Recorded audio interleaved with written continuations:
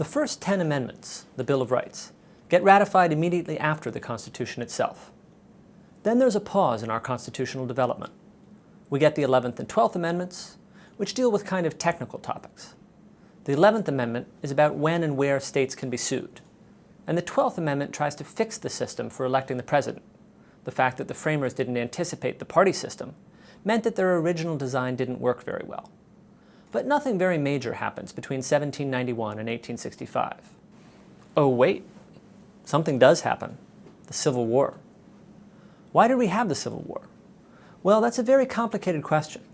But what I want to suggest to you now is that in some ways the Civil War is built into the Founders' Constitution. In two ways, basically. First, the Founders' Constitution did not resolve the issue of slavery. It didn't say slavery will eventually be abolished, and it didn't say slavery can never be abolished. So that issue was bound to come up again.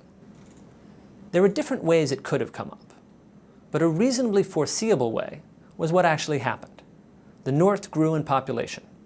Even with the Three-Fifths Compromise, which, remember, increases the federal representation of the slave states, the free states started exceeding the slave states in the House of Representatives and in the Electoral College. So the North is increasingly controlling the federal government and the presidency. In 1856, the South votes for James Buchanan, and he becomes president, defeating the anti-slavery John Fremont.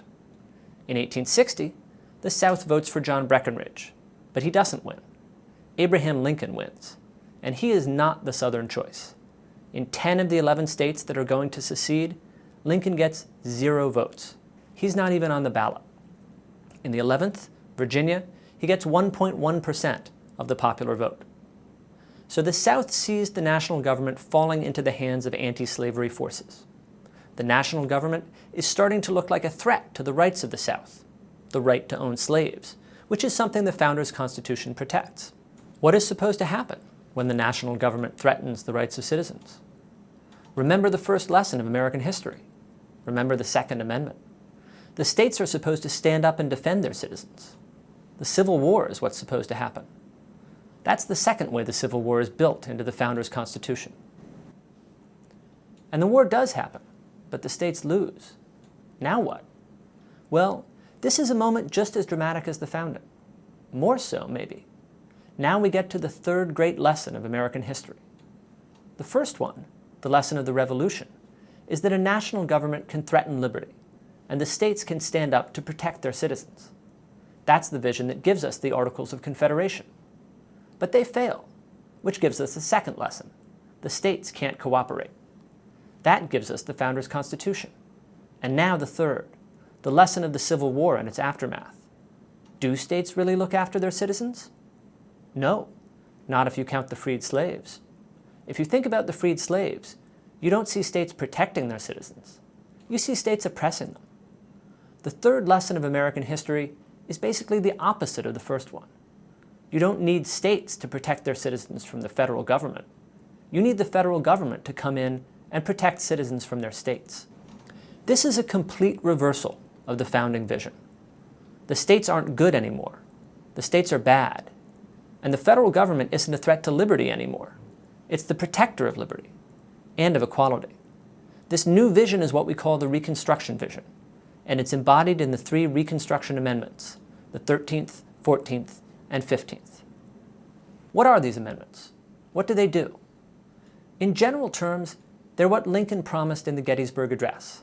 They are a new birth of freedom, rights for individuals against states. It's worth repeating, we didn't have those in the Founders' Constitution. Look at the Bill of Rights. How does it start? Congress shall make no law. So it restricts Congress. And in some ways, it empowers the states. It protects state religions in the First Amendment. It protects state militias in the Second Amendment. And now look at the 14th Amendment. How does it start? It starts by confirming the citizenship of all people born in America, that is, notably the freed slaves. And then it goes on, no state shall. So now we're restricting the states. What about Congress? At the end of the 14th Amendment, we get another Congress shall. But it's not Congress shall make no law. It's Congress shall have the power to enforce this amendment. The Reconstruction Amendments limit the states, and they give more power to Congress. What are the limits? The 13th Amendment is pretty straightforward. It bans slavery. This is one of the very few constitutional provisions that applies to individuals as well as the government. Usually the Constitution restricts only the government, either the states or the federal government. So usually an individual can't violate the Constitution. But owning a slave does violate the Constitution, even if it's just an individual doing it. The 14th Amendment is more complicated. Its first sentence reverses an infamous Supreme Court decision, the Dred Scott decision.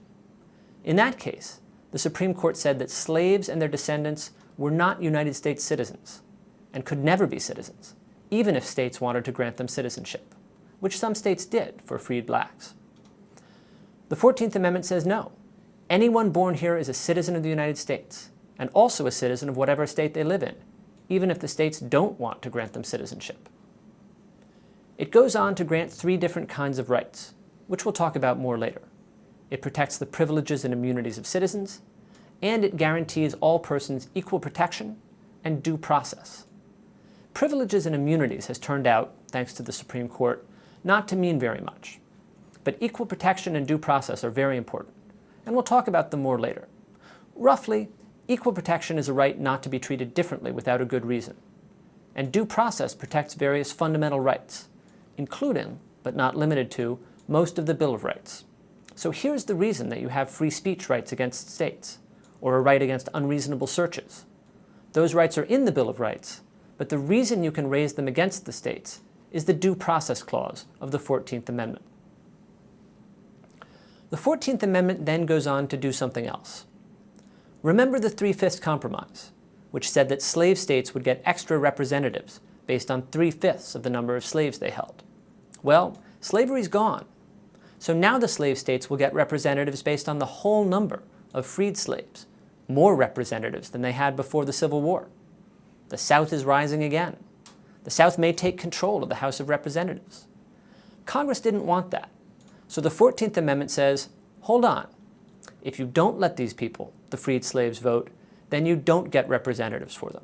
They'll count as 0 in terms of determining your number of representatives. Except not all the freed slaves, only the men. So here, in the birth of equality, we actually get sex discrimination written into the Constitution. You pay a penalty for denying the vote to freed men, but not freed women. People might have hoped that this would be a sufficient incentive for the former slave states to allow the freed slaves to vote, but it wasn't. So the 15th Amendment was necessary, which says that the right to vote may not be denied on the basis of race. Taken together, as I said, these amendments are a new birth of freedom. They're a new constitutional order. They're basically our third try. First, the Articles of Confederation, which failed, then the Founders' Constitution, which came apart in the Civil War, and now the Reconstruction Constitution. How has it worked out? Well, that's what we'll see in the classes that follow.